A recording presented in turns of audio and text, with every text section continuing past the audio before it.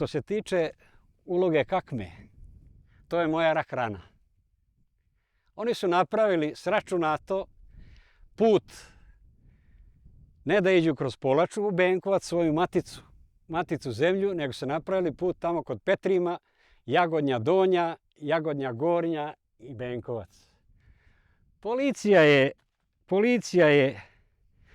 18.8. Martićevci si pretresli sve jednu kuću hrvatsku u Jagodnji Donjoj. Kakma je tu imala veliku ulogu. I tu nisu u tim počecima, tad kad se lomilo, to su bili sve domaći. Uz pomoć nekih tih ročnika, jadnih i tako dalje, nadobudnih oficira. Tu su bili sve domaći ljudi. Stabanj, Kakma. Kuća Uzelac. Na centru prolaza prema Biogradu. I još jedan put potenciran.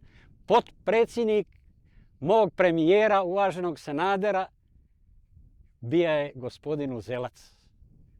On ovu Hrvatsku ne voli i uzeće od nje sve što mu triba.